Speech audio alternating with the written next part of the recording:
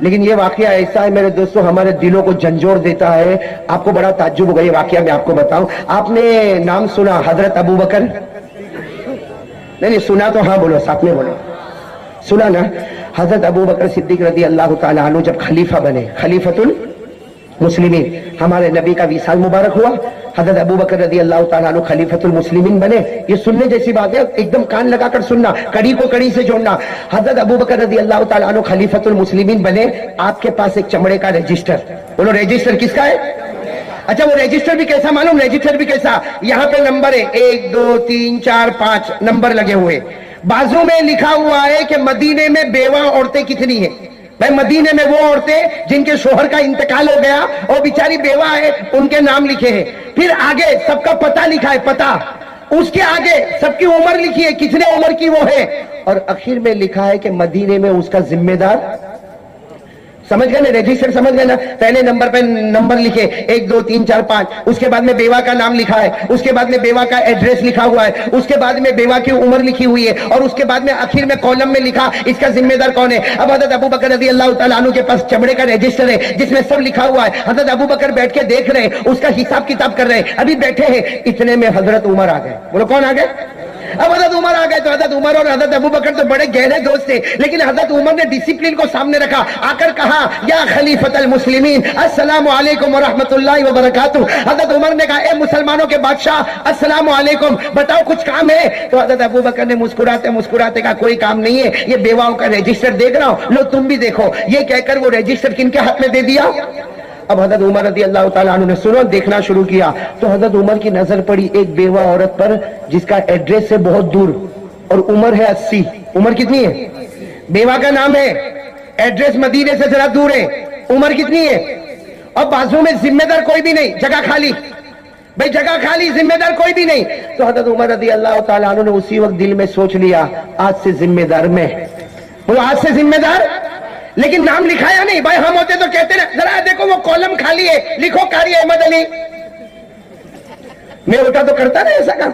حضرت عمر نے دیکھا کہ کالم خالی ہے اور یہ عورت رہتی ہے دور, مدینے میں قریب نہیں رہتی, دور رہتی ہے, 80 سال کی عمر ہے, بوڑھی اماں ہے اور ذمہ دار کوئی نہیں. تو حضرت عمر رضی اللہ تعالیٰ عنہ نے اپنے دل میں سوچ لیا کہ لکھانے کی کیا ضرورت ہے, جس کے پاس لکھانا ہے وہ جانتا ہے. کون؟ بھائی لکھانے کی کیا ضرورت ہے, جس کے پاس لکھانا ہے وہ.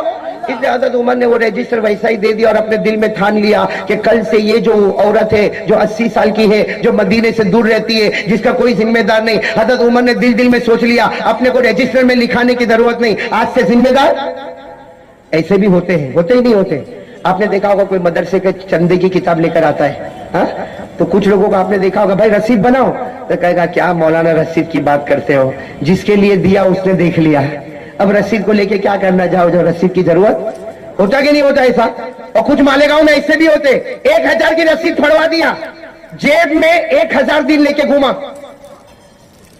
اور جو بھی ملے گا نا تیرے کو معلوم ہے زہر میں چندے والے آتے, دیکھ میں نے 1000 روپیہ دیا, دیکھیں ایسے بھی ہوتے. یہاں حضرت عمر رضی اللہ تعالیٰ عنہ نے کہا میرے کو لکھانے کی کیا ضرورت ہے. بس حضرت عمر نے عورت کا نام دماغ میں رکھ لیا, اس کا ایڈریس دماغ میں رکھ لیا, عمر کتنی, اور کالم میں کوئی ذمہ دار. تو ذمہ دار کون بن گئے؟ سننا, حضرت عمر دوسرے دن فجر کی نماز کے بعد وہ ایڈریس پر چلے گئے. ارے ساتھ میں بولو نا, وہ ایڈریس پر. آپ سن رہے ہو نا, سب لوگ سن رہے ہو نا. حضرت عمر رضی اللہ تعالیٰ عنہ وہ ایڈریس پر گئے. سننا, دروازہ کھٹکھٹایا, دروازہ کھٹکھٹایا, اندر سے بوڑھی عورت کی آواز آئی, من بالباب, میرے دروازے پر کون ہے؟ تو حضرت عمر نے باہر سے کہا میں عمر. عمر دروازہ کھولے, اماں دروازہ کھولے. حضرت عمر نے جب اپنا نام دیا, سنو سب ساتھ میں بولو, حضرت عمر نے جب اپنا نام دیا تو دروازہ کھلا.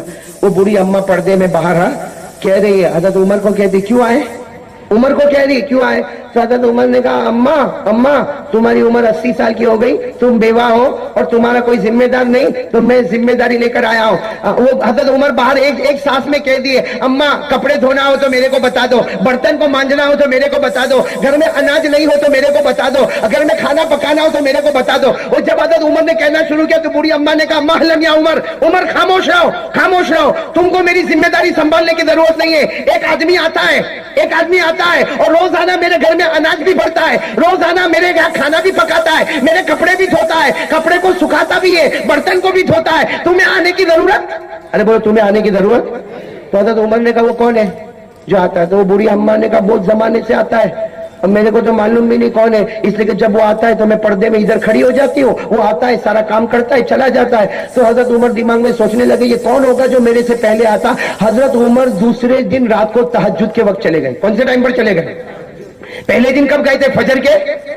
अब हजरत उमर ने देखा कि कोई आदमी पहले आता है तो तहज्जुद के वक्त चले गए, हमारे इंडिया के हिसाब से 3-4 बजे होंगे। हजरत उमर गए, अब रात को दरवाजा खिटखिटाया, अब वो बूढ़ी अम्मा बेचारी माजूर बाजूर, वो बूढ़ी अम्मा रात को कहती है मन बिल बाप, अरे रात को बूढ़ी अम्मा के दरवाजे पे कौन आया? तो उमर कहता है अम्मा दरवाजा खोल, उमर आया है। वो बूढ़ी अम्मा ने दरवाजा खोला तो कहा उमर को पूछा क्यों आए? उमर ने कहा घर में खाना पकाना हो, अनाज रखना हो, कपड़ा धोना हो, बर्तन मांजना हो, मैं तुम्हारी जिम्मे। तो बूढ़ी अम्मा गुस्से हो गई, कल भी आए थे ना? हाँ मैंने कल मना किया था ना, मैंने कहा ना एक आदमी आके सारा काम कर जाता है, और तुम बूढ़ी अम्मा को रात को 3 बजे दरवाजा खिटखिटाते हो, 4 बजे दरवाजा खिटखिटाते हो। ये बूढ़ी बेवा औरत उठकर दरवाजा खोलेगी। और वो बूढ़ी अम्मा ने क्या कहा? उमर आइंदा से यहां मत नजर आना, आइंदा से यहां नजर। बोलो हजरत उमर चले गए। सोचने लगे फजर के बाद आया तो वो आदमी पहले आ गया, तहज्जुद के वक्त आया तो उससे पहले वो आदमी आ गया। तो हजरत उमर ने तीसरे दिन ईशा की नमाज पढ़ी और सीधे चले। कहां चले? बूढ़ी अम्मा के घर पे गए, मगर दरवाजा नहीं खिटखिटाया, मालूम है आज बूढ़ी अम्मा मारेगी, इसलिए बूढ़ी अम्मा भी बर्दाश्त कितना करेगी। तो हजरत उमर गए, लेकिन वो जो घर था ना बूढ़ी अम्मा का झोपड़ा था, उसके सामने एक दरख्त था, दरख्त के पीछे ईशा की नमाज के बाद ही जाके खड़े हो गए और देखने लगे कौन आता कौन आता कौन आता। हजरत उमर कहते ईशा की नमाज के बाद मैं खड़ा था, कुछ देर गुजरी, मैंने देखा धीरे धीरे कदम से एक शख्स आ रहा। हजरत उमर कहते उस जमाने में लाइट नहीं थी, उस जमाने में बल्ब नहीं थे, कोई आ रहा है हजरत उमर कह रहे। लेकिन हजरत उमर कहते जब वो करीब आए मैंने दिल में कहा अल्लाह की कसम ये तो खलीफतुल मुस्लिमीन हजरत अबू बकर खुद आ रहे हैं। सुभान